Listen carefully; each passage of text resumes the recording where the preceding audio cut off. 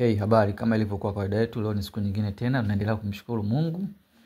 Leo nataka tuende tujifunze kitu kimoja ambacho ni kizuri, naamini kila mtu ataweza kuelewa kwa undani zaidi. Kwa wale wote ambao wanatumia simu za iPhone. Sasa hapa kwenye iPhone, haijalishi una iPhone gani. iPhone yoyote tu, uwe nayo 7, uwe nayo 8, uwe nayo XR, 16 na kadhalika. Let's say una picha ama video nyingi kwenye gallery yako ama kwenye hiyo app ya photo. Umeona? Sasa kama jinsi ambavyo unavyoziona hapa, kuna photos nyingi. Umeona kama jinsi zinavyoonekana. Sasa maybe labda kuna vitu unataka uweke kwenye upande wa gallery. Sasa unataka hizi picha na video zilizopo humu zote zitoke.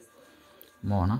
Sasa ukitaka kuzitoa, kwa sababu ni nyingi, zitakuchukulia muda sana kuweza kuzitoa zote kwa pamoja.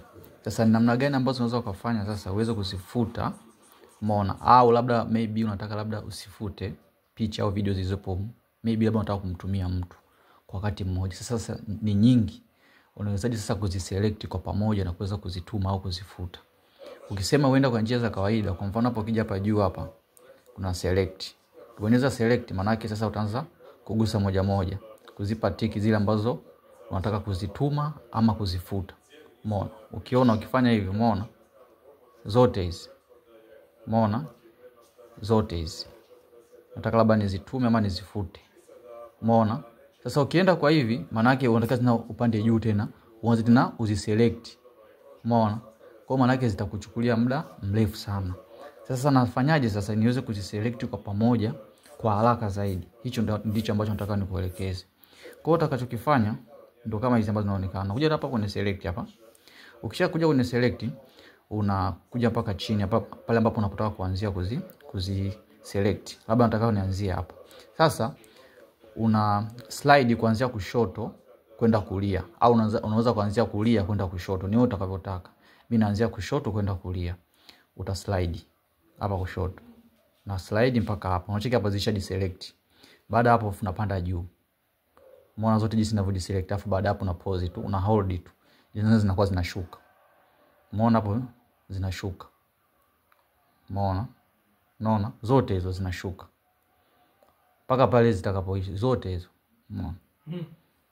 Unaona zinashuka. Umeona zinashuka. Umeona zote hizo zinashuka.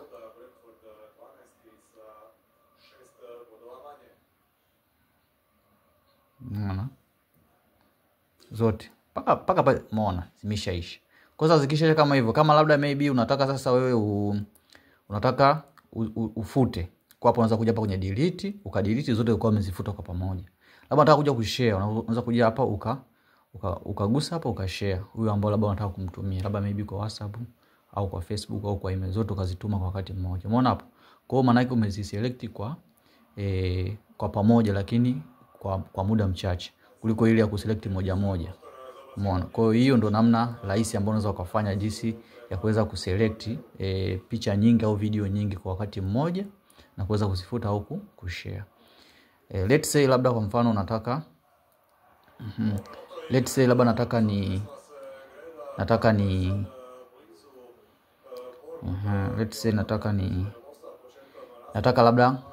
labda sifuti zote, labda nataka nifute chache. Umeona? Labda nataka nifute kuanzia hapa. Nataka nifute kuanzia hapa mpaka hapa. Ni vile vile tu. Utakwenda hapa kwenye kuselect, alafu utaanza kuslide hapa unapotaka, alafu utapanda juu. Umeona? Kwa hiyo labda ndo nataka mpaka hapo. Hapo ndo umeshaziselect hizo hapo. Baada ya nataka kufuta, unakuja hapo na delete, zote unakuwa umezidelete.